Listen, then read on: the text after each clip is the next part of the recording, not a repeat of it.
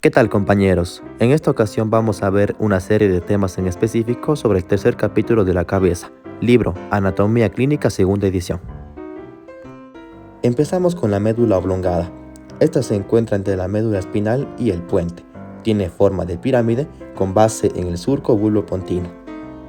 En la médula oblongada tenemos partes como el puente, el surco basilar, la oliva, así como también podemos observar algunos de los 12 nervios craneales, como por ejemplo el nervio oculomotor, el nervio facial, el nervio hipogloso, etc.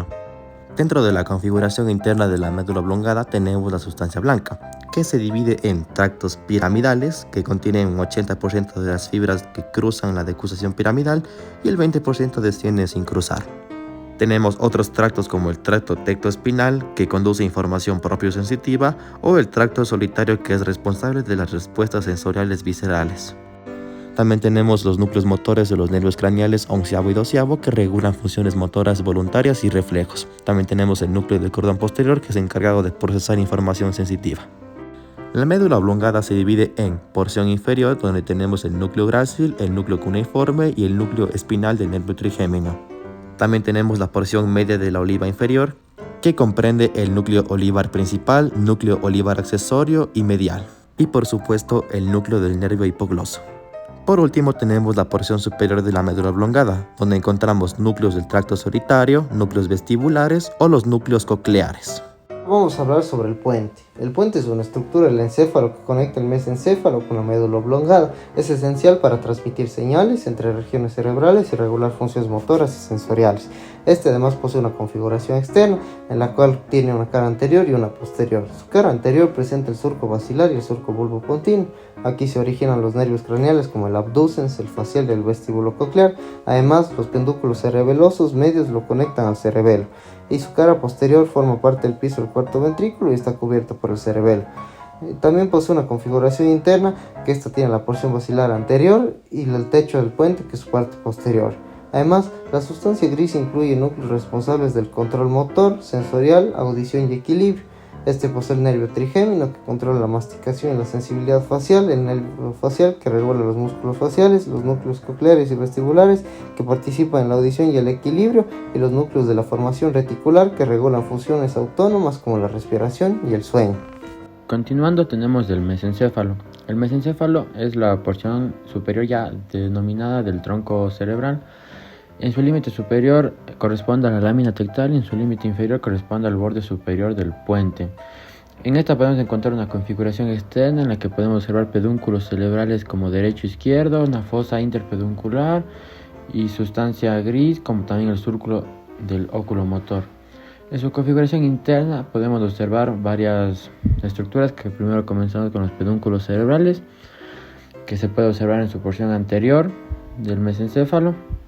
Está formada por sustancia peduncular y la sustancia negra. Además, en su tercio medial podemos observar fibras frontopontinas y el tracto piramidal córtico-espinal y córtico-nuclear. Podemos observar también el tegmento mesencefálico, que es una continuación del cuarto ventrículo. Y podemos encontrar también sustancia blanca y sustancia gris, que se pueden ver en dos cortes, en un córtico transversal a nivel del colículo inferior y a nivel del colículo superior. En el colículo inferior podemos denotar estructuras como el núcleo del nervio toclear o el nervio toclear en sí, y en el superior el núcleo del nervio oculomotor y el nervio oculomotor en sí. Y también se pueden denotar ciertas estructuras como son colículos, el acueducto mesencefálico, núcleos de otros nervios, sustancia gris, sustancia blanca, sustancia negra, fibras frontopontinas y ciertos lemniscos. El cerebelo se ubica en la fosa craneal posterior, apoyado sobre las fosas cerebelosas detrás del puente y de la médula oblongada. Su estructura externa está formada por hemisferios unidos por la vermis, dos tipos de lóbulos anteriores y posteriores y un lóbulo flóculo ondular. El cuerpo del cerebelo está compuesto por la vermis, que es la parte mediana que une los hemisferios, un lóbulo anterior, un lóbulo posterior. Su configuración interna está conformada por la corteza cerebelosa, que consta de tres partes, una granulosa, las células de Purkinje y una molecular. Los núcleos cerebelosos está incluido el núcleo dentado, los núcleos interpósitos y los núcleos fastigios. La sustancia blanca está compuesta por pedúnculos cerebelosos, que son 3 principales: el superior, que conecta con los pedúnculos cerebrales del mesencéfalo, el medio y el inferior. También tenemos una división filogenética, que está conformada por el anquiocerebelo, el paleocerebelo y el neocerebelo. También tiene una división funcional, que es el vestíbulo cerebelo, que regula el equilibrio, el espinocerebelo, que regula el tono muscular, y el pontocerebelo, que coordina los movimientos voluntarios. Por último, tenemos el ángulo pontocerebeloso, que es el espacio que contiene la cisterna pontocerebelosa, donde pasan los nervios craneales y vasos. Tenemos la vascularización del encéfalo. El encéfalo recibe sangre principalmente de dos sistemas: el sistema cerebrovascular y las arterias carótidas internas.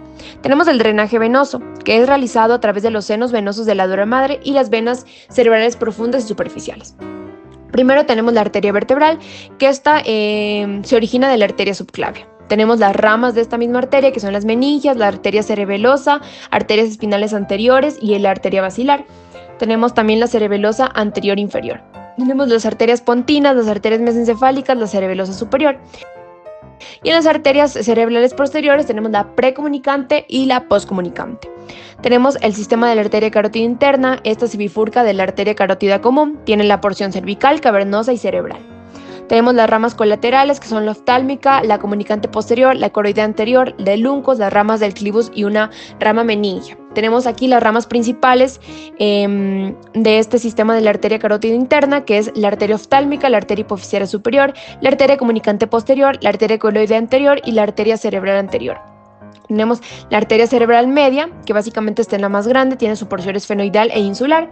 Y por último tenemos el polígono de Willis. Tenemos que el polígono de Willis básicamente está ubicado en la base de los hemisferios. Tenemos la conexión vasculares entre la arteria carótida interna y el sistema cerebrovascular. Irriga el diencéfalo y también tenemos los senos venosos de la dura madre. Estos están ubicados entre el periósteo y la dura madre. Tenemos aquí los principales senos, que es el seno sagital superior, el seno sagital inferior, el seno recto, los senos transversos y el seno cavernoso. También tenemos las venas cerebrales, que estas básicamente drenan sangre hacia los senos venosos de la dura madre y no tienen válvulas. Tenemos las venas cerebrales superficiales, tenemos las venas prefrontales, las frontales, las parietales, temporales y occipitales, la cerebral superficial medial y las venas cerebrales inferiores. También tenemos las venas del uncus, las venas orbitarias, las venas temporales y ya tenemos luego las venas cerebrales profundas, que está la vena basal y la vena cerebral magna de Galeno. Tenemos también las venas emisarias y diploicas, que básicamente aquí tenemos la vena emisaria parietal y la vena emisaria mastoidea. Y por último las venas diploicas de este mismo segmento. Tenemos las venas del tronco encefálico, aquí tenemos las venas pontinas y las venas medulares en la médula oblongada. Es importante saber que aquí se drena el mesencéfalo y el puente. Eso es todo, compañeros. Nos veremos en un próximo capítulo.